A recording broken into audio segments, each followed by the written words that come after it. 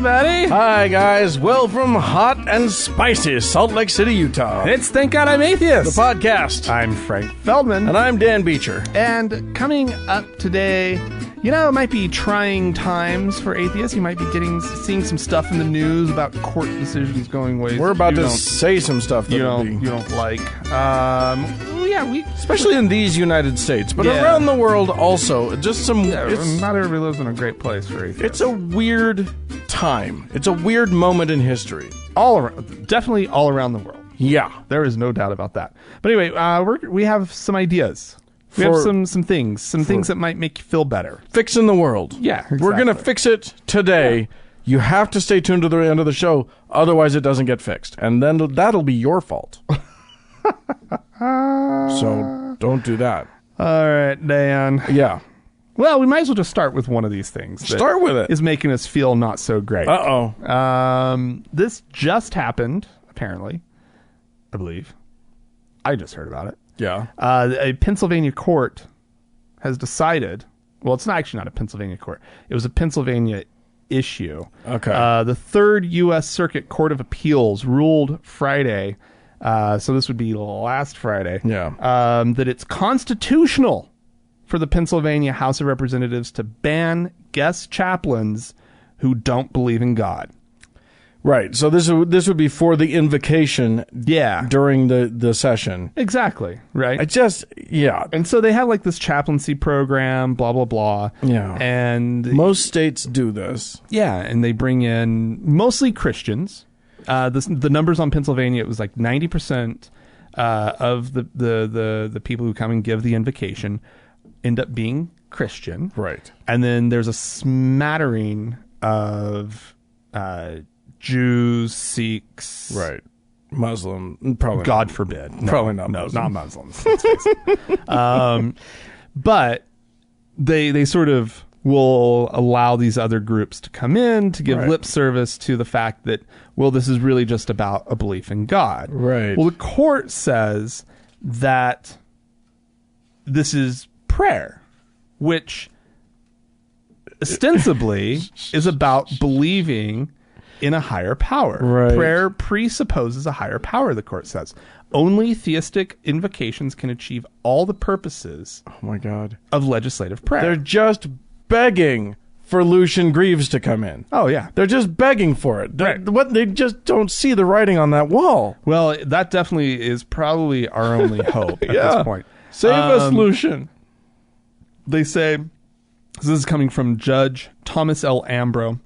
As a matter of traditional practice, a petition to human wisdom and the power of science does not capture the full sense of prayer. No, as historically understood. You're right. Because non-theists do not proclaim the existence of a higher power, they cannot offer religious prayer in the historical sense. This is going to be what this is the court's new cry. Yep. It's about the history of Judeo-Christianity, whatever, in this country. That's what they're going to keep claiming and claiming and claiming. And they're trying to legitimize that position. Well, that somehow... And they just did. That this is not in violation of the Constitution. This is a big problem. This is going to happen in states all over the country. Yeah. This is a concerted effort on the part of the Blitz thing, whatever it is. Stupid fucking Blitz. To make this happen, and they've packed the courts, so this is going to work for a while. This is how it's going to be for a bit. So it was a 2-1 decision. Mm-hmm. These courts have like the appellate courts are it's a three judge system thing. So Judge L. Philippe Restrepo wrote the dissenting opinion. Yeah. He argues that the Pennsylvania House's policy violates the Establishment Clause by, quote, instituting a religious orthodoxy and controlling the content of the prayers. Yeah. Restrepo suggests that his colleague's opinion that only theistic invocations fulfill the goals of legislative prayer skirted a dangerous line. So this is the meat of it. This line of reasoning, by necessity, involves answering sensitive questions about what constitutes the divine and what words must be strung together for a speech to constitute a prayer, which in my view are precisely the type of questions that the establishment cause forbids the government, including courts, from answering. Yeah. Yeah. No kidding. Yeah. This is what happens. This is not, however, how higher courts, if this goes any higher, will see it at this point. Especially if it goes to the Supreme Court. Yeah. This is just over. Yeah. Yeah. At this point, yeah, judging by how our Supreme Court, the current court, has been ruling, right. Whoever brought this case, and I don't remember who it was, if it was Fulfer for ACLU this was the no, let me pull it up. I don't have it. It's okay. Whoever brought this case, Americans United for Separation of Church and State. Okay, great. They're probably not going to push it to the Supreme at this point, just because it doesn't. Also, because this started, apparently they've been working on this for a while. I'm pretty sure this was the one that I was reading about that started when Obama was in office. Yeah. And so a lot of this stuff, it started when it made sense to run these cases. Now, don't hold back, guys. Quit. Yeah. This is not the right time to run these cases. But it brings me to a question. Okay. Which actually is this, right? Is the fight, or should the fight be for non-religious prayer to be included? Or should the fight be to end the practice of there being a prayer at all? Neither is going to be a winning fight right now. Right. But let's talk about that at the end of the show. We can, but that's something to think about. Yeah. Right? I do have thoughts about it. I've it's kind of fun to slip in your little prayer that is all about science and not about Jesus, and there's whether or not there's a thumb at somebody's nose while they are doing this, it is thumbing their nose a bit at the whole practice. I agree, which is fine if that's if that's your only way to get in on this kind of thing. Great, but come on, guys. The prayer is just flat wrong. I actually agree with this court that atheist / secular quote prayer isn't prayer. Right. I agree with you. Yeah. I just also think there shouldn't be prayer. This is very clearly something that shouldn't be there. Right. And as long as there is, fuck you if you're not going to include everybody. Right. Yeah. All right. I'm gonna take us back to here in the land of Zion, the Deseret, in our lovely Deseret here in Utah. And if you don't know that reference, that's fine. It's just a Mormon word that means bee. Figure that out.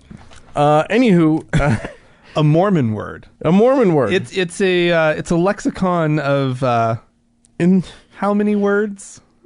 8 or 9, if you don't include proper names. Maybe a baker's dozen. I mean, created whole cloth. Yeah. Oh, yeah. Words. I mean, it's pretty much one word. It might be just that. They one might word. have invented just one word for no reason. Well, I guess there's Liahona. Yeah, sure. That's whole cloth. Yeah. Completely their own invention. Yeah, I think we could a few. I think we could think of a few. But yeah, that's Mormon for honeybee. For no reason. Deseret is. Anyway, that's not what I'm here to talk to you about. What I'm going to talk about is the fact that Utah is a very, very, very far right state in general. Yeah. And often the Mormons, especially the more rural Mormons, are very, very akin to their Bible Belt evangelical brothers and sisters down in the South. You know what I mean? They align on most issues.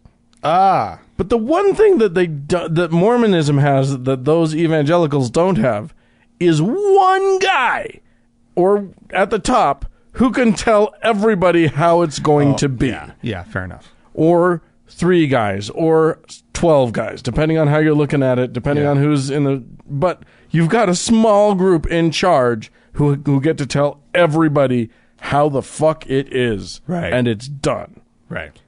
And this week, those guys said no guns or any kind of lethal weaponry in church. Yeah. Now, I guarantee you this pissed off some Mormons. Like, you think so? Oh, rural Mormons, they're basically Texans. They want guns in church. There's Texans in the desert. Yeah, in the mountains. Exactly. That's right. They're mountain Texans. So yeah, it's and I actually did see.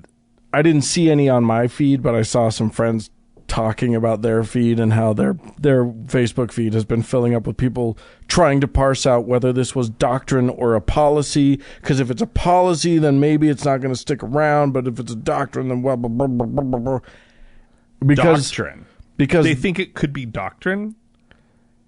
I mean I had another friend post a thing that was like a quote from one of the higher ups in the Mormon church that said, "At this point, what the hell's the difference?" I mean, I'm obviously paraphrasing. What the heck? What's the difference between a policy and a doctrine? Because in the Mormon church, if it comes from up above, it's done. That's Just do it. That's the edict. That's what Mormons do. Well, you have to follow your priesthood leaders. Follow Period. the prophet. Anyway, that's so yeah. No guns unless you're a current law enforcement officer. No guns in the ward house. Yeah, it's kind of fascinating. Even concealed ones. I mean, it's obviously the right decision.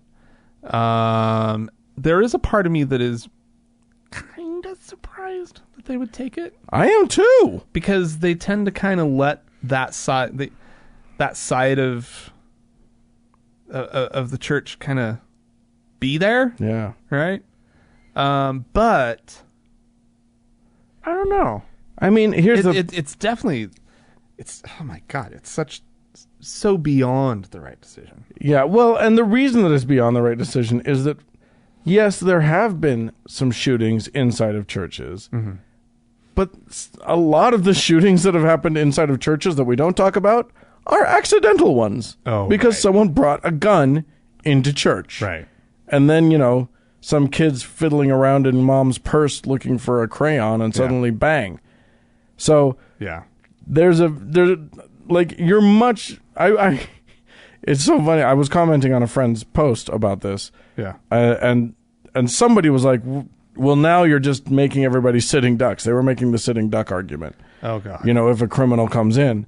And I was like, that's despite the fact that mass shootings are way up in this country and we hear about it all the time, the idea that your particular house of worship will actually come under fire, like, that is infinitesimally small odds that that'll happen. However, if there are guns in that building every week, the chances of a gun-related accident are not infinitesimally small. Right.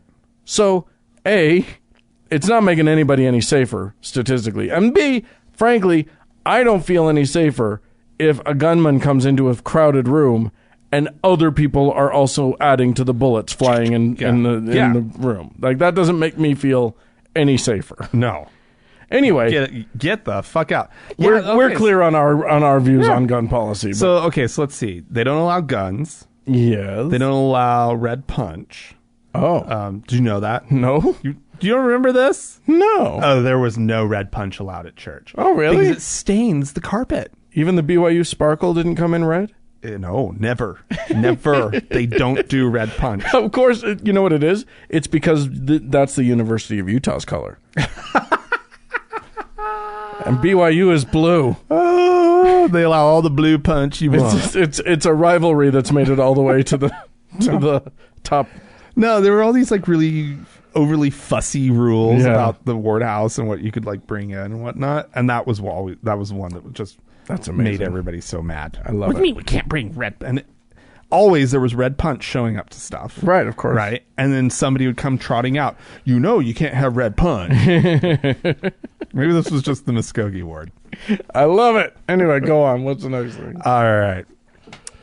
Oh, Dan, straight pride. We talked about it not too long ago. Straight pride. Straight pride. I'm straight and I'm have just proud. some pride. So proud, Dan. And you should be. Yeah, exactly. And Look at how hard I worked. I'm a straight ally, everyone. Oh, that's so nice of you. I show up to straight pride, even though I'm not straight. I'm straight for a day. Oh. Right? Yeah. No. It's disgusting. And I'll tell you why. Because straight people are gross. That's why. Disgusting. So, Modesto, California. Straight pride was scheduled. Okay. They were trying to get a bunch of people to show up. Great. And about 12 people attended. Okay, good. That is the official count. That means that everyone else in Modesto is gay. Well, get this. 200 people showed up to the counter protest. Okay. And this is amazing because you have gay pride, right? And then there's always like the 10 people there who are like have their signs and yelling things at the gay people, and you go to Salt Lake City's gay pride and there's 100,000 people or more. I don't know how many people, probably more than 100,000 people in attendance, and like 6 guys were like, I don't think it's 100,000. That's a lot. Salt Lake Pride is huge. I don't know. I don't do like... I think it's like 40,000 attend. Great. Over the course of like 2 days. Great. Still more than 4. Because 100,000 would be like half the population of the city is like at the thing. Have you ever been there? They're all there. I know. Everybody's there. It's so inspiring. Oh, it just feels so good. Yeah, and then there's like this little corner of douchebags. Right. Well, anyway, the numbers, the ratios were essentially the same. For the Modesto. Right. 200 people counter protesting. The event, the Straight Pride event, was organized by the National Straight Pride Coalition. I didn't even know this was a thing. Oh, well, I mean, it's to be taken very seriously, obviously. They stood out in front of the Planned Parenthood. Oh, okay. But Planned Parenthood is only used by straight people. What are they thinking? I don't know. That is literally, well, I mean, not for their, I mean, non-straight people can go there for their, their checkups and whatnot. Sure.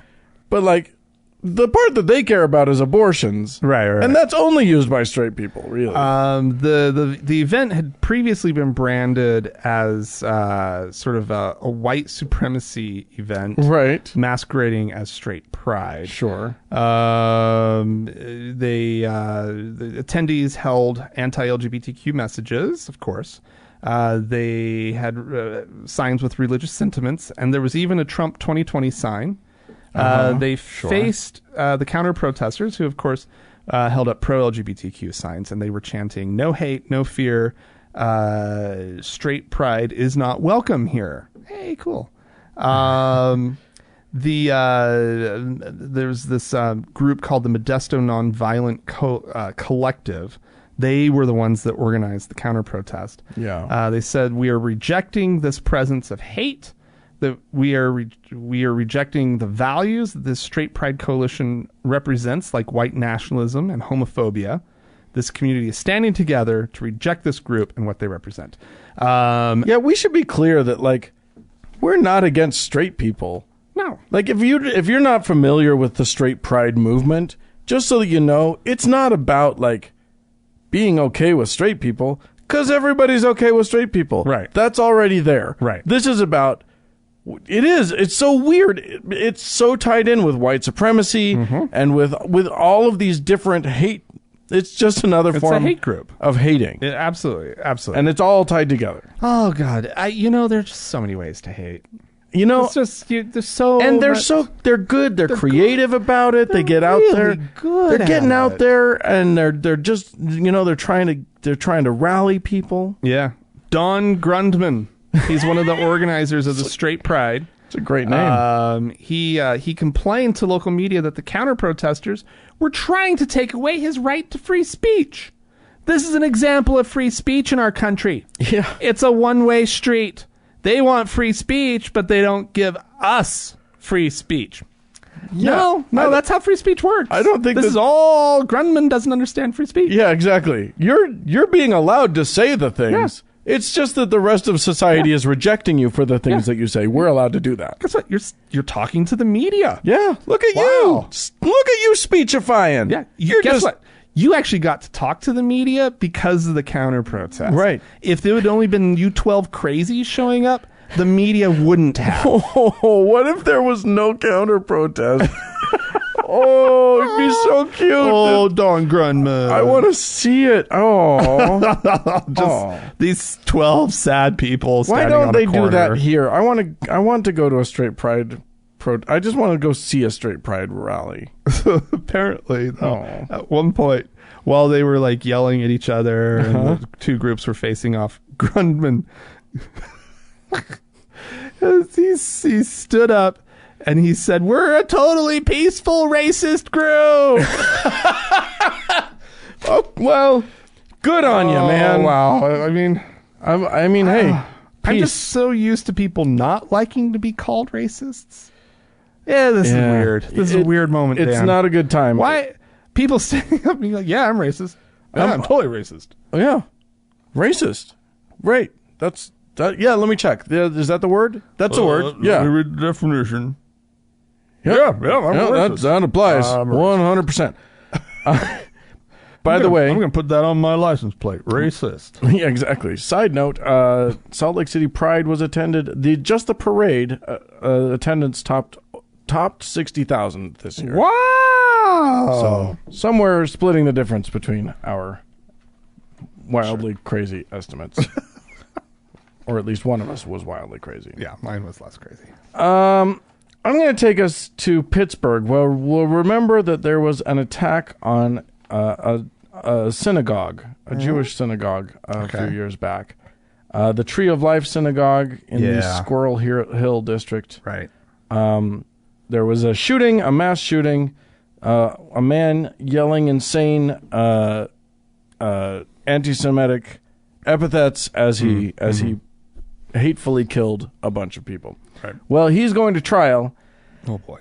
And the people of at least of two of the three different congregations that met at that synagogue, two of them have come out and explicitly asked that the death penalty not be asked for, that they not pursue the death penalty. Wow.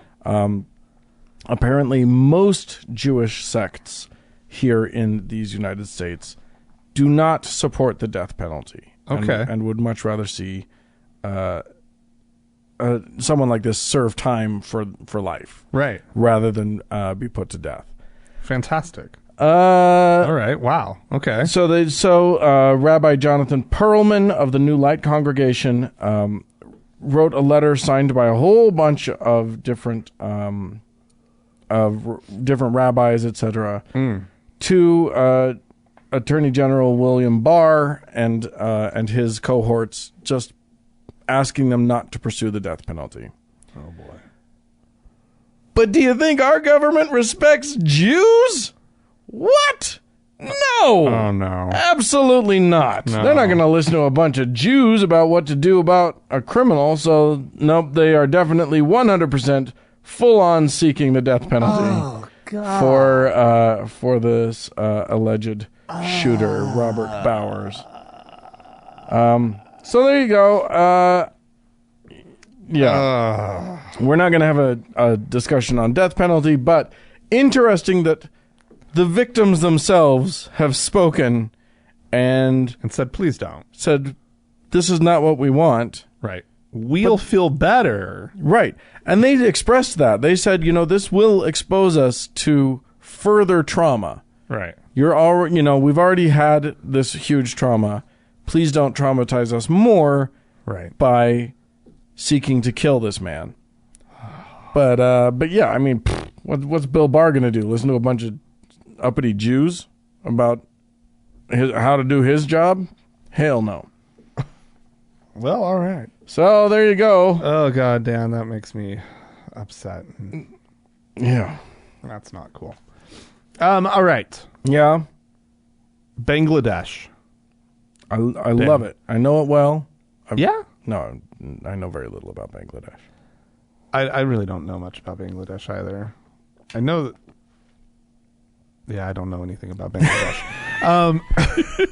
I know that they don't like us atheists. I'll say that. Yeah, no, I do know that. Yeah, not a place, not high on my list. No places to go visit. Yeah, definitely. It is a Muslim majority country in South Asia. Yes, indeed. That's a good little. That's a good description. Yeah, right. That tells you a little bit. Little demographics for you. Up until basically just now, a woman who was going to get a marriage certificate with her soon-to-be spouse, sure, would have to declare if she was a virgin or not. Oh, on the marriage certificate. Okay, good, great, fantastic. She had 3 things she could choose. Okay, okay, from, right? 3 boxes you can check: virgin, widow, or divorced.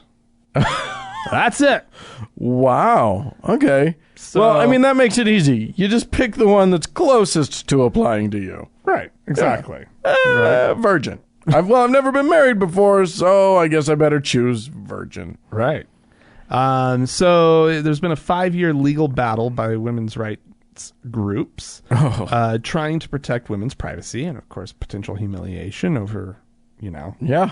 Well, no, I can't answer one of those 3. One of those 3. Also, Nunya, get the fuck out of me. Don't talk about that. Like it's none of your business at all. Please shut up. Anyway, the nation's high court has ordered the government to remove the word Kumari, that means virgin, and replace it with unmarried. Okay. And guess what? What?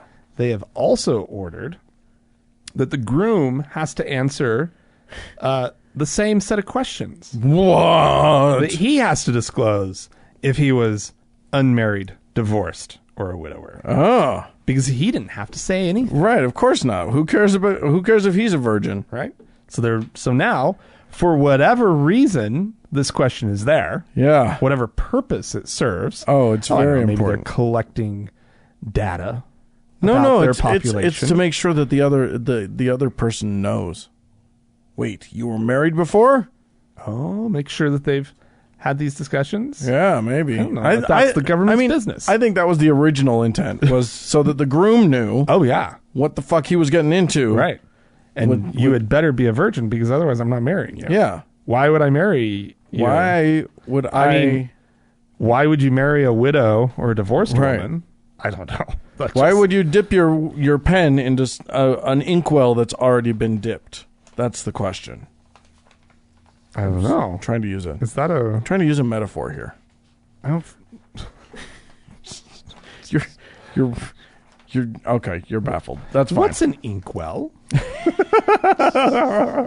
That's my confusion. Yeah. No. Yeah. But the whole thing hinged on right to privacy. That's how they got the whole thing through. Mm-hmm. I guess however you have to get it through. But I actually heard this, I believe, on NPR or something like that. So it really did hit the news, hit the international news. It was a major development. So I think that's great. I applaud Bangladesh. Yeah. Good for you, Bangladesh. Yeah. Now stop killing atheist bloggers and we'll all be good. Is that them? I can't remember. Yeah. I don't. So sorry, Bangladesh. All right, Bangladesh. We may have you confused with some other. I know, some factory collapsed in Bangladesh. Well, that'll happen. You never can tell. That was a few years ago, though. I'm going to close it out with, me. I like to keep it classy. I like to keep it just the news. Okay. I don't go salacious. I need to brace myself. It's just that you remember a while ago, a year or 2 ago, we talked about Jerry Falwell Jr. And how he had a pool boy, and how that pool boy ended up with a whole like a business. The Jerry Falwell. I don't remember exactly what it was. I thought it was some sweet, or was it a real estate? Did he get a house or something? That's what it was. Yeah, but it was a lot. It was like $1 million something. Yeah, right? Yeah. That he ended up just or $2 million. Just getting. He just got to keep it. Yeah. And then there were some rumors about some photos that might have been flying around. Right. And then somebody connected that to the fact that Jerry Falwell was all set to get behind, I think it was Ted Cruz in the election, in the primary election back in 2016. Oh, okay. And suddenly switched to Trump hardcore.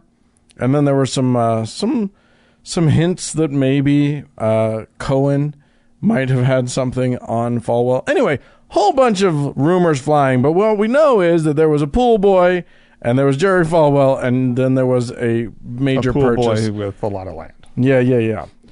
Well, lest anyone think that that's just sort of that there's a perfectly reasonable explanation that we just don't know, which there may be.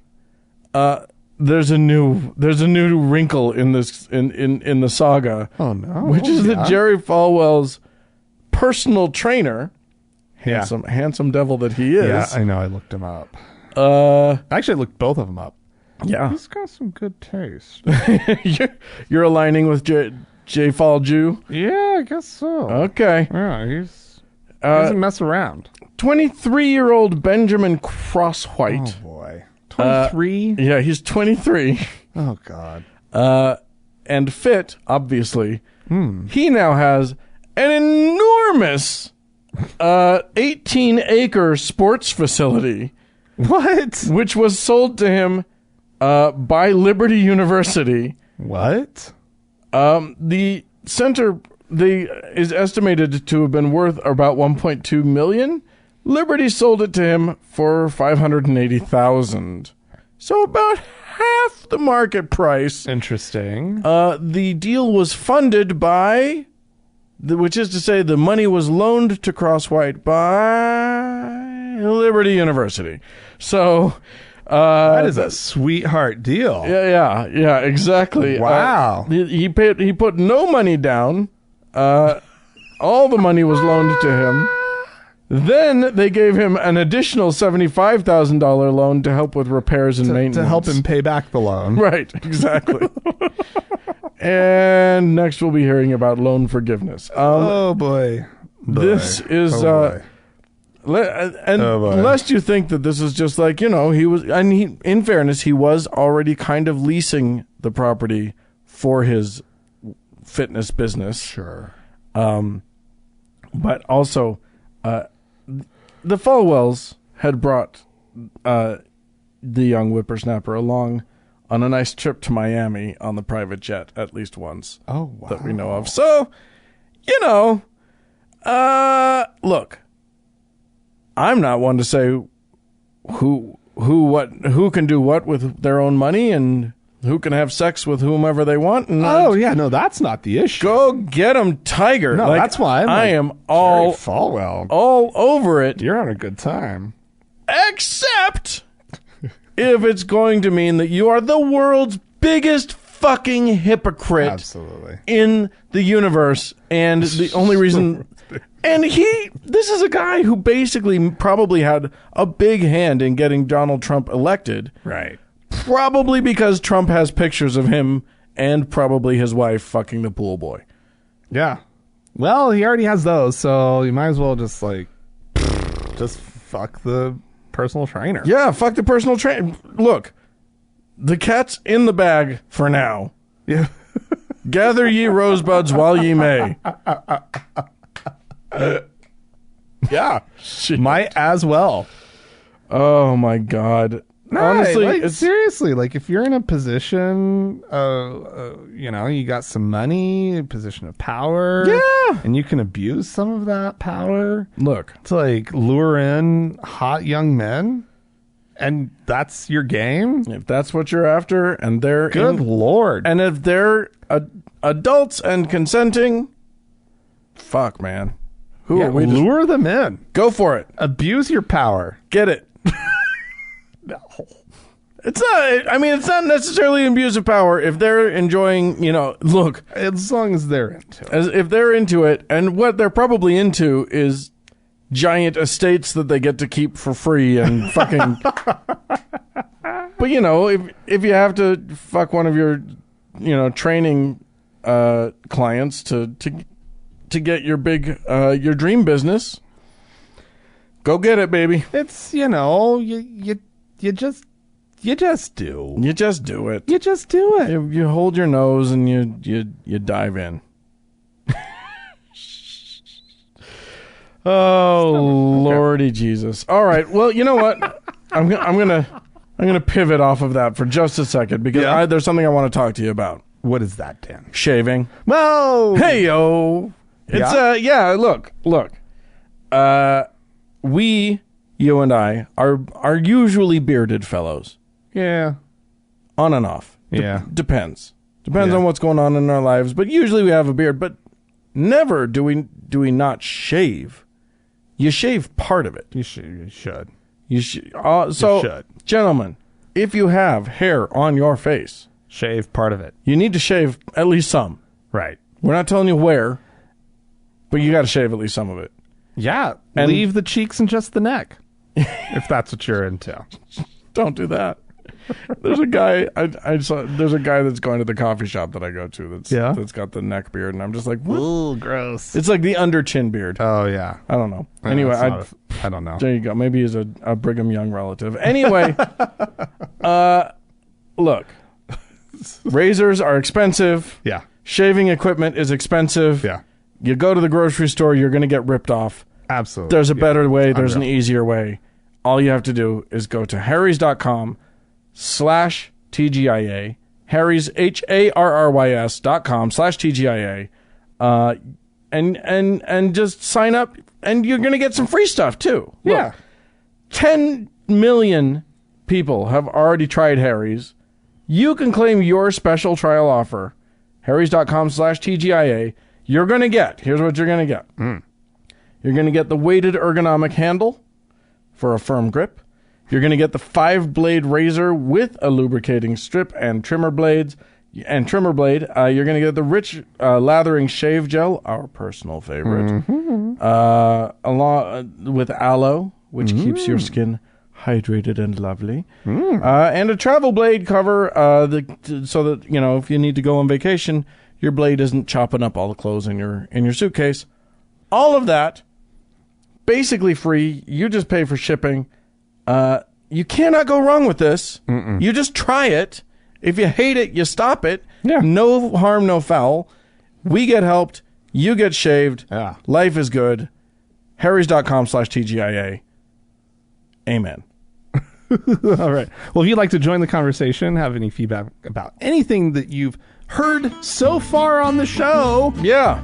You can do so by writing into podcast at thankgodimatheist.com. Or call and leave us a voicemail message. The telephone number is 424-666-8442. Yeah, go to the Facebook page, facebook.com/TGIAtheist, and click on the like button. And while you're there, search for the TGIA Members Only Lounge and, request to join. Yeah. We'll let you in. We will. We're happy to do it.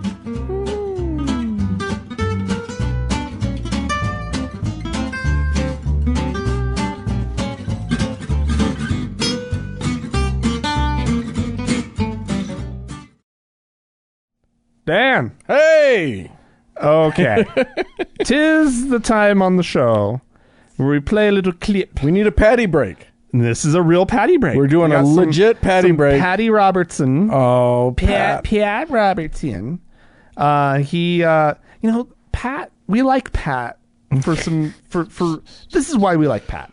We like Pat because he sometimes really surprises us. Here's the thing about Pat Robertson. Like, Coach Dave Dobemeyer says crazy shit, but we always know where he's going to fall on the crazy. Well, and we know that it's going to be crazy. Right. It's never going to be like, he's never going to bust out and surprise us with something super reasonable. Right. Pat has done that to us a couple of times. It's a number of times. And so he's fun to tune into because you just don't know. And he's so inconsistent. Here's the thing. I haven't listened to this clip. Right. So I don't know which direction we're going on this. Yeah. So he's answering a question about sort of the creation, right? And I don't think I need to set it up more than that because it's one of these where he's they play the question too. So let's just listen in. Yeah, this is Julie, who says, Dear Pat, I enjoyed watching your recent interview with Hugh Ross. He seems to believe in the Big Bang Theory and that the Earth is billions of years old. I was wondering if you hold this belief as well. If so, how does one reconcile this with the account of creation in Genesis that the Earth was created in 7 literal 24-hour days? Well, you use the term literal 24-hour days. The Bible doesn't say that. It says day 1, day 2, and so forth. But what is a day? A day is how long it takes the Earth to revolve. That's one way of looking at it. But another day could be a lunar day. How long does it take the moon to revolve around? Another would be a solar day. How long does it take the sun to revolve? Another could be a galactic day. How long does it take a galaxy to move around? And a universal day would be how long does it take to traverse the entire universe? And any one of those could be a day. So, you know, the Bible doesn't say a literal 24 hours, okay? Okay. I mean, I love it. He can't just be like, well, you know, it's all just figurative. No. Right. Which would be, I think, the most surprising answer. If he was like, it's just, you know, I mean, it's all just... It's a metaphor. It's a metaphor. Right, he doesn't go there. No. But he's not one of these six-day creationist people. He's not the Earth is 6,000 years old person. Right. It's so funny. Really kind of blows my mind. If you'd asked me, yeah, you know, does Pat Robertson believe in young Earth creationism or not? I would have been like, yeah, probably. He probably does. Right. Well, I mean, we've heard him on the show. You may not remember this, but we've heard him say that he believed that Bishop Ussher, who came up with the 4,000-year-old figure or whatever, was wrong. Oh, I don't remember that. He said something about how he was mistaken in his math or whatever. Right. It's not which suggests right. But I do love that there's some correct crazy math out there. What's great about him is that because the truth of the matter is that if I were trying to defend the days of the Bible, the days of creation theory, I would say, well, look, there wasn't an Earth at the beginning. Right. The first several days, there was no Earth to be revolving. Right. So it couldn't be Earth days we're talking about. Right. That's what I would say. Right. And he's basically there. Right. He's basically like, where does the Lord live? Is he on Venus? Totally different days. Let me tell you something about Venus. A Venusian day is longer than a Venusian year. That's a fact. So you don't even know. Where does the Lord live? What's the day system there? It could be any kind of days. Yeah, you don't know how long a Lord day is. Right. I mean, yes. Crazy once you parse it out. But ultimately, what he's really saying is he doesn't really fucking care what the real answer is. Because he's like, it's galaxy, it could be the universe. I mean, how are we going to know? It's a mystery. It's next question. Brush it off. Galactic days. You tell me, dickweed. How long? That's a lot of time. That's more than enough for the galaxy to like completely rotate around. I just love that. I think God could get the Earth created in 6 galactic days. That's not too much. What's amazing is he doesn't answer. That's not crazy town. He doesn't answer the spirit of the question at all. Not at all. Like the spirit of the question is, how do you square Big Bang with the creation story? Right. It doesn't matter how long the Lord took to make the earth. Right. If the Lord did it the way the Bible says he did it, then the Big Bang's out. Right. That's what he's asking. Right. But he gets caught up in this whole, well, what's a day, man? Come on, man. Have you ever thought about it this way, man? Hang on. I'm going to blow your mind. Have you ever thought about how a day could be like one day for me is like totally different than a day for a dog? Have you ever thought about that? Yeah. Is it a dog day? All right, we had some folks write into us. dog day. A dog day. Dog day afternoon. There you go. Claire wrote in. Now, Claire wrote to us a while back with a very funny, quite long description of an encounter she had with 3 Mormon missionaries on a bus. And all this stuff. Yeah. So she said, "Dear Frank and Dan, the trio of Mormon missionaries, it was 3. Now, that number should sound funny to anyone who knows anything about Mormon missionaries. It happens, though. Does it? Yeah, because sometimes there's an odd number of missionaries in the entire mission. Right? How? The Mormons are the most... They are so efficient. Yeah, but people get sick, or people get sent home, or people masturbate and have to go home. Right. Well, listen to this. Dear Frank and Dan, the trio of Mormon missionaries was back on the bus yesterday, but the slacker missionary had been cleaned up and was now as sharply dressed and painfully well scrubbed as the other 2. But the question remains... the other 2 one held him down and the other one did the scrubbing. That's apparently. Right. But the question remains, what happened to his partner? Missionaries shouldn't be thruples. They need to be in pairs. Did the missing missionary close the bathroom door and get spiritually wounded on the battlefield of the Great War? Yeah. Did he possess a suspiciously large amount of personal care products and express a love of Judy Garland music? Or worse, was he caught drinking an iced coffee drink? Oh, my. Yeah, Claire. Yeah, she's asking the deep questions. No, it happens a lot. It also, I mean, now so probably but a little bit it less. sounds like she's kind of right. That may be the problem. That is, legitimately, one of those is the reason. Somebody gets sent home, somebody's sick, they send an odd number for some reason. Like, most all the companionships will end up being 2s, but then occasionally there's just one that has 3. But you'll never see a 1. You'll never see a 1. Ever. And you'll never see a 4, because then all of a sudden you have 2 companionships, right? So it's 2 or 3. It happens. I feel like it gets a little kinky when you get the 3. It's a little well, it gets a little awkward. Yeah, because one can really keeping 3 people together at all times is a little bit more tricky. Right? Did you ever have a threesome while you were on your mission? All the time. No. Threesome, I think I did very, very briefly when I was in Nuoro. I seem to recall. Huh. There are moments so anciently that long I ago. don't have a lot of memory Right. of the mission, and there's this one town where I have 5 memories. And so I was in Sardinia a few years ago, and I told my friend that I was traveling with, I was like, I just kind of want to drive through this town and get out and walk around, because I really don't remember it. And I was there for 4 or 5 months, right? And I'm I have vague recollections of this person or that person. I kind of remember how the apartment was, and I remember who my companions were. Not that I have a lot of memories of that, but I don't remember much beyond that. Right. I'm can we just stop and walk around? And so we found a parking spot, and we started walking through the town, and I was like, no, not a thing. Damn. I don't remember a thing about that town. You got men in blacked. They done zapped you. I hate that. That was a dark time in my mission. So it doesn't surprise me that I don't have a lot of memories of it. Because it was just that was a really, really rough time. It was right after that I went to Rome, and then everything was fantastic after that.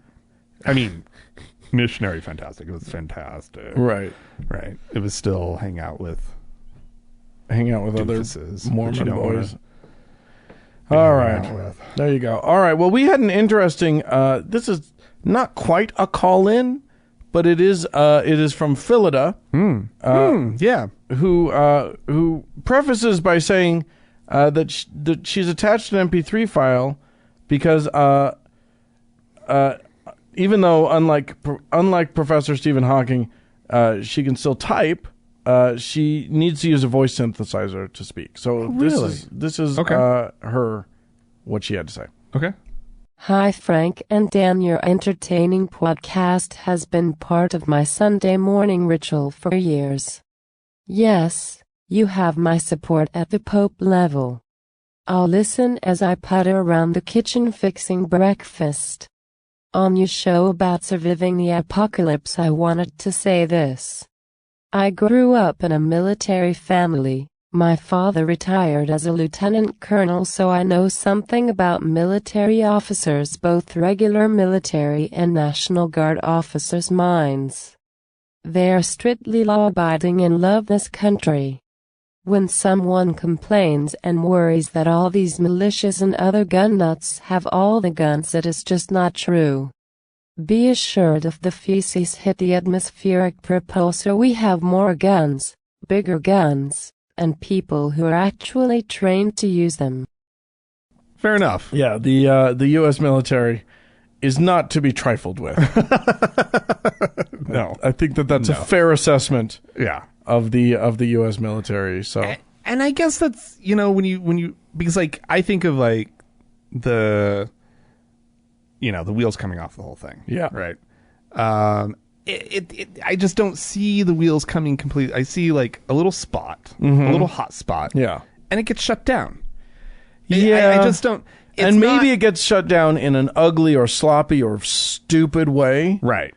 But it never spreads to like the whole country or anything. No. The people who are so unhappy to that degree with our nation. It is not a big group. It is a tiny group of people. Right. But it scares me nonetheless that there are these groups out there. Right. It's maybe not scared. It's unsettling. Right. Sure. But yeah, anyway, thank you. Thank you, Philippa. That's great. For the call in.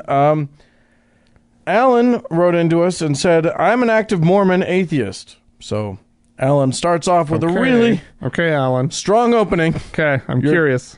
Where are you going? In fact, this past weekend I baptized my youngest son into the church, but the weekend before was out drinking and having a good time with my wife and other friends. Alan. Okay. You have confused us, Alan. I will still call myself Mormon regardless of what my personal beliefs are or what old men in red chairs ask me to call myself. Okay. I also have a transgender atheist kid. I know that there are a lot of people in the Mormon church that are really into so-called recruitment or missionary work.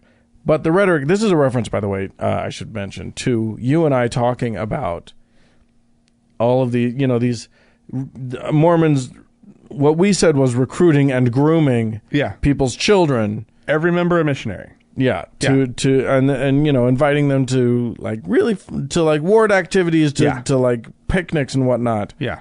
As ways of family home evenings. So Alan says, I know that there are a lot of people that are in the Mormon church that are really into so-called recruitment or missionary work, but the rhetoric inside has really been toned down since the 80s and 90s. Really? I wouldn't use words like grooming or recruitment to describe inviting these kids to activities. They can be genuinely fun times and friendship building. I think atheist parents need to be aware that this could be a type of indoctrination, but not necessarily.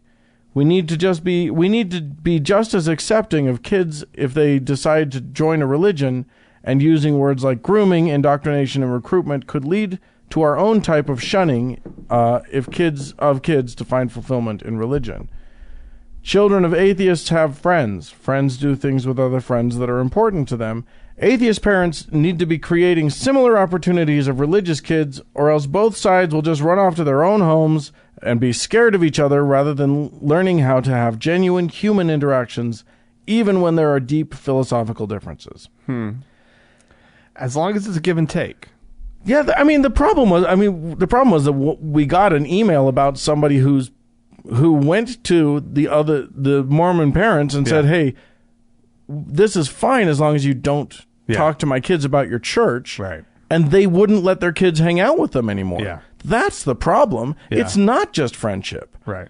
When it's just friendship, nobody needs to get their church involved in it. Yeah, and my understanding is like, and it's a little bit aside from this, but like my understanding is heavily Mormon neighborhoods are still the same about like not letting their kids play.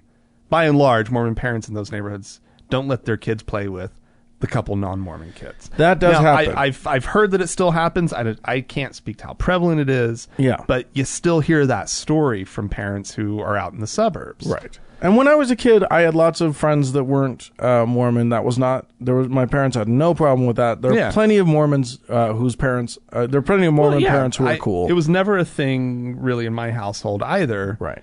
But there was kind of this point in my life where like all my friends were Mormon. Yeah. And I don't really know how that happened because I like lived in an area where that was actually, how did that happen? Well, that's why the Mormons have all of these activities. It's like, you go to church for 1 billion hours a week on Sundays, and then there's only two now. And then you go to a thing on a Wednesday and a thing on a Friday, and there's a bunch of stuff. And of course, if your kid is friends with a Mormon, they're going to be like, hey, you want to come to my thing?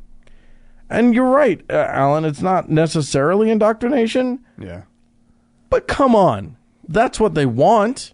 Yeah. We all know that they want to recruit your kid. They want to get your kid involved in the church. Yeah. They would love that. Yeah. So, parents can have boundaries about that sort of thing. Yeah. I agree that kids should be able to have friends who are of all sorts of different things, as long as everybody has good boundaries and is responsible and respectful. So everybody's kind of on the same page with like why like if your kids are around a Mormon household, they're going to be exposed to some Mormon things. We get that when they're at your house that they're going to be exposed to some other things. It's totally cool, a little give and take. You're going to pray over the food at your house. We're not going to pray over the food at our house. Yeah. That's all fine, but don't tell my kid that X is true. Right.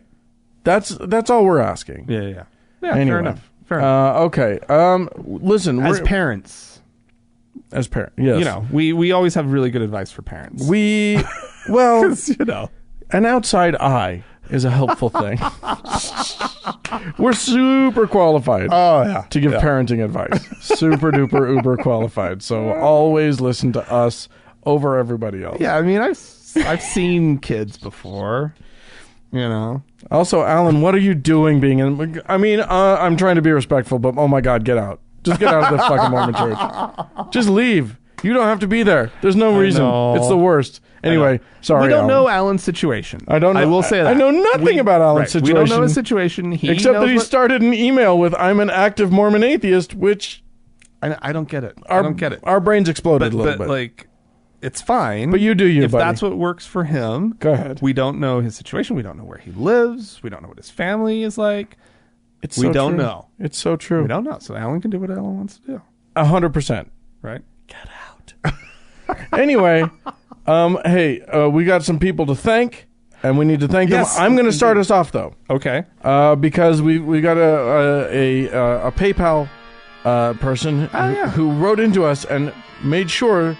wanted the shout-out to be specific. Okay. So, the shout-out goes to Scott and Grace Sea Dog in Santa Barbara. Woo!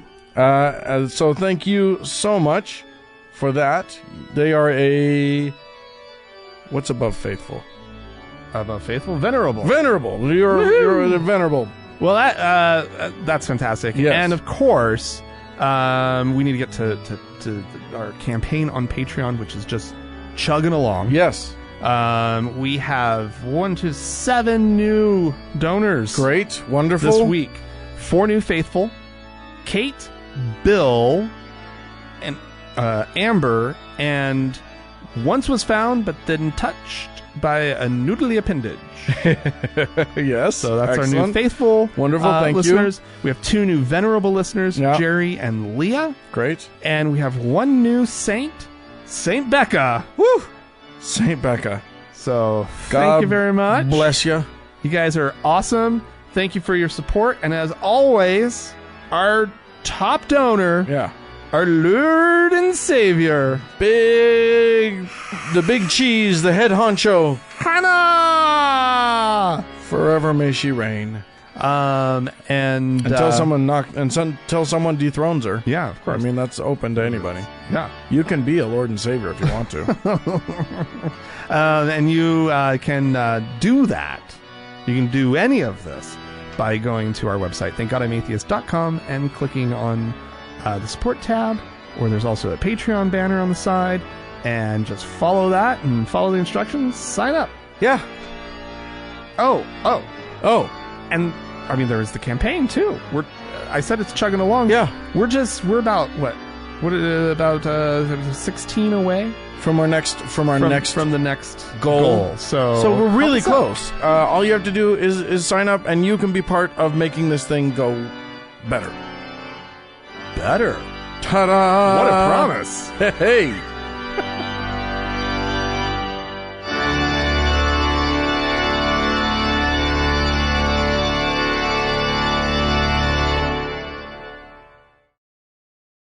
Hey, Dan. Yes, sir. So we teased it at the beginning of the show. Trying times for atheists. Yes. In this country. We also had a story that kind of got into this whole idea of like the courts having been packed by conservatives. Yeah. The religious right, the right in general, has just outthunk us on this whole thing. Well, here's the thing. They outplanned us. They Yeah. outmaneuvered us. And the judiciary has this wonderful practice of either incredibly long appointments or life appointments. Right. And so it's kind of a hard thing once you've gotten the judiciary system, the judicial system in this country to have swung a certain way politically. It's going to be a minute. It's going to be hard to get it to swing back, and there's a lot of damage that can be done, and there's a lot of regression that can be done. The courts are why this country progressed for the second half of the 20th century. It was not because our political system was so keen on extending the rights. A lot of it was through, a lot of the civil rights. There was the Civil Rights Act and so forth. There was legislation. There was legislation. I shouldn't say that it was entirely the courts, but the courts really helped move the cause of social justice forward in this country. We're seeing that potentially really slip backward. Yeah, we're having a backslide. And here's the thing. And this is part of the thing that just has this period in American history has really opened my eyes to the human condition, to what we are, which is not great at rational thinking human beings. Right. Yeah. We're like way better than dogs, probably. But like we can recognize really good rational thought. Yeah. We just can't do it consistently. Right. And so we get we have been coasting as atheists. You and I started this podcast 1,000 years ago in podcasting terms. Yeah. Yeah. And we've been going for a long time. Right. And when we started, it was like we're looking at numbers of atheists going up, nuns going up, agnostics going up. Oh yeah. And like everybody else is kind of losing ground. Yeah. Most everybody else is kind of dropping down. We're going up. Conservative, like crazy, like wingnut stuff was going up a little bit on the other side of things. Right. But that didn't seem concerning because we're just eating up such a bigger and bigger slice of the pie. Right. Great. So we all sat back and thought, well, look, as goes, the people, so goes the running of the country. Right. Well, and here's the thing, and I think it kind of occurred to me today, and it makes a lot of sense to me now that I've had the thought, which is we all, for the most part, I think we can, aside from our listeners who may have grown up atheist. Sure. Or who found atheism a long time ago. Right. There's a really good chance that between you and me and our listeners, that we all came into atheism. We sort of graduated into atheism, right? At a time when secularism seemed to be on the rise. Mm-hmm. It felt clearly if you've come out as an atheist, it felt safe to do so probably, and especially like in our urban environments in this country, it's become just okay, right? Like for the most part, it's not just okay. It's like now the conservatives now the Christians are complaining that that you're not even accepted if you're not an atheist. Well, I don't know that that's true. That's not true, but that's the picture they're painting. But we sort of came by this sense of safety and sort of an expectation of secularism. We didn't exactly have to fight for it. You know what I mean? Like there'd been this sort of push for secularism in this country by people other than us, and we're just sort of casual beneficiaries of that secularism. That secularism, in large part, wasn't even fought for with atheists in mind. No, right? We just kind of stumbled into. Well, I mean, in the United States of America, secularism as a concept, as a political concept, was baked into the dough. Right. I mean, it's in the Constitution, or so we thought. Well, I mean, you say that, but like it was a push for pluralism. It was a push for multiculturalism. That got us to a point where we took these extra steps and sort of, moved away from prayer in school and so forth and so on. I mean, there were atheists pushing for that, for sure. But nonetheless, I think that for the most part, all of us, we just sort of came by it. So where am I trying to go with this? Right. Because we're all on tenterhooks waiting for you to tell us. No, keep going. Really? You're going to do that? No, like, I think that we owe it to ourselves as atheists. And to the country. To officially sort of find our voice and find our movement. Yeah. Right? And there's something that the right did really, really well, which was, okay, this goes beyond packing the courts. They were at this way before, right? Yeah. They've been so good at getting their people to get onto school boards, right? Get onto any kind of community board, community advisory panel, whatever. They have been out there doing this really, really, really the small, not glamorous work of American politics, right? Right. The stuff that totally exists in the shadows, but is so important, right? There's so much consequence to a lot of this work. Fucking school boards. Yeah. Right? Who do you want on the school board? Do you want some nut job, or do you want somebody who believes like you? Right? And it's not, and we talk about grassroots campaigns or whatever. Right.